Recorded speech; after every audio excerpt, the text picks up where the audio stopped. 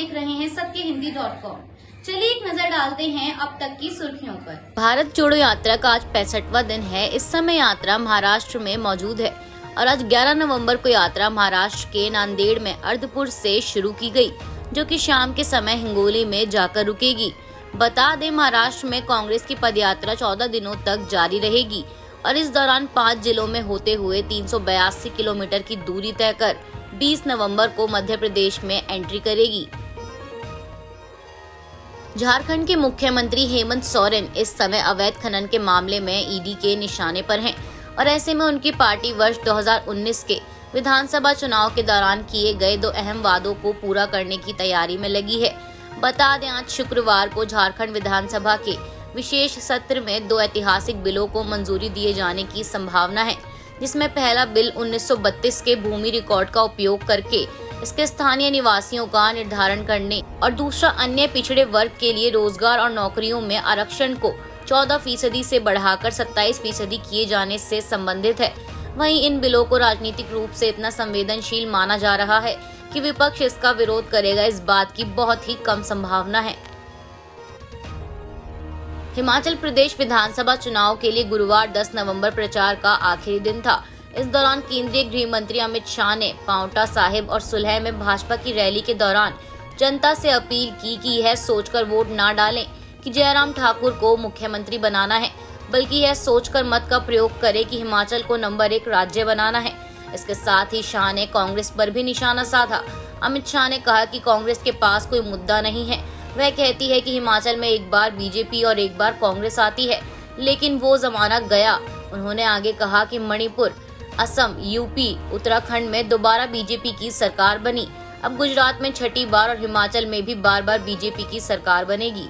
बता दें, हिमाचल प्रदेश की सभी 68 विधानसभा सीटों के लिए 12 नवंबर को मतदान किया जाएगा और 8 दिसंबर को नतीजे घोषित किए जाएंगे। कांग्रेस महासचिव प्रियंका गांधी वाड्रा ने हिमाचल प्रदेश में चुनाव प्रचार के आखिरी दिन गुरुवार को पुरानी पेंशन योजना की बहाली के वादे पर विशेष जोर देते हुए कहा कि इस पर्वतीय राज्य की जनता सत्ता बदलने के रिवाज को बरकरार रखने वाली है।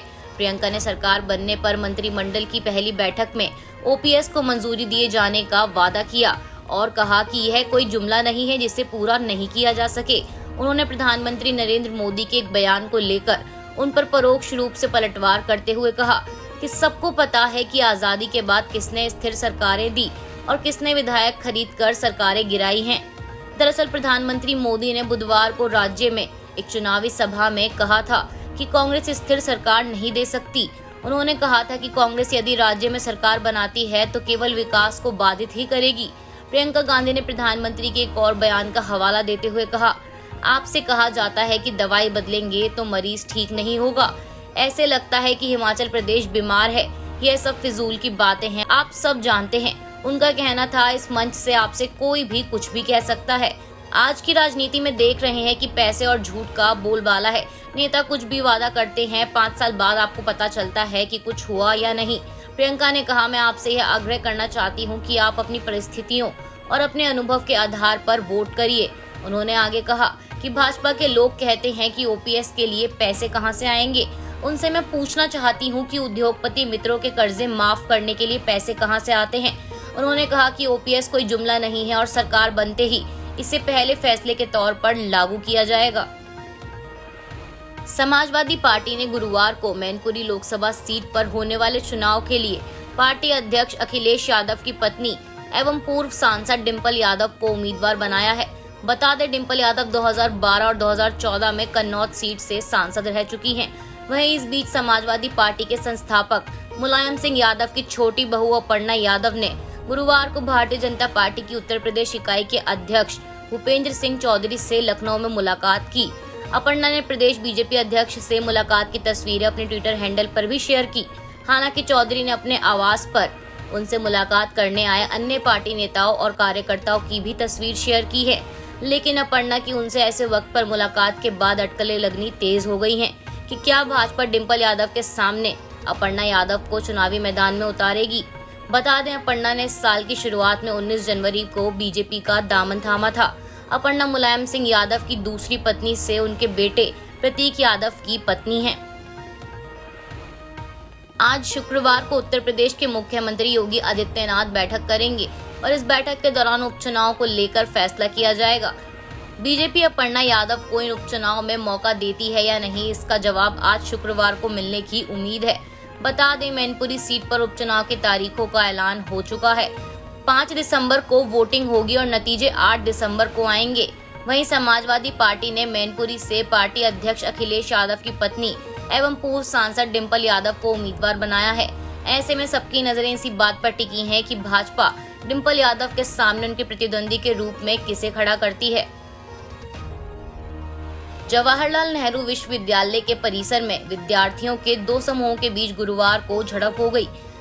इस घटना में 2 स्टूडेंट्स जख्मी हो गए। इस समय जेएनयू परिसर के सोशल मीडिया पर सामने आए कुछ वीडियोस काफी तेजी से वायरल हो रहे हैं, जिसमें ये दिख रहा है कि कुछ छात्र डंडे लेकर परिसर में भाग रहे हैं। विश्वविद्यालय प्रशासन की ओर से तत्काल कोई प्रतिक्रिया नहीं मिली। वहीं पुलिस के एक वरिष्ठ अधिकारी का कहना है कि 2 छात्रों के बीच किसी निजी मामले को लेकर झगड़ा हुआ था, जिसके बाद उनके दोस्त उसमें शामिल हो गए। लड़ाई के दौरान 2 विद्यार्थी मामूली रूप से घायल हो गए। उन्होंने कहा, हमें इस मामले में अब तक कोई औपचारिक शिकायत नहीं मिली है। लड़ाई 2 छात्रों के बीच थी और इसमें कोई राजनीतिक समूह शामिल नहीं है। ये दोनों का निजी विवाद है। बता दें, इससे पहले भी जेएनयू में कई बार ऐसे मौके आए हैं जब इस तरह का बवाल देखने को मिला है। कभी खाने को लेकर एक छात्र दूसरे से भिड़े हैं तो कभी स्कॉलरशिप को लेकर बवाल देखने को मिला है। मसले अलग होते हैं, लेकिन अक्सर इन वजहों से जेएनयू चर्चा में रहता है। अमेरिकी राष्ट्रपति जो बाइडेन और चीनी राष्ट्रपति शी जिनपिंग के बीच अगले हफ्ते 14 नवंबर को इंडोनेशिया के बाली में मुलाकात होगी। ये मुलाकात ऐसे समय में हो रही है जब दोनों देशों के बीच कई मुद्दों को लेकर तनाव जारी है।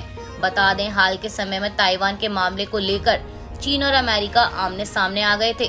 जब अमेरिकी प्रतिनिधि ने चीन के एतराज के बाद भी ताइवान की यात्रा की थी, तब चीन की धमकी के बाद अमेरिका ने भी अपने जंगी जेट दक्षिण चीन महासागर में भेज दिए थे। इसके अलावा यूक्रेन और रूस की जंग के बीच संयुक्त राष्ट्र सुरक्षा परिषद में अमेरिका के प्रस्ताव पर रूस के विरोध में वोट करने से भी चीन हमेशा बचता रहा है।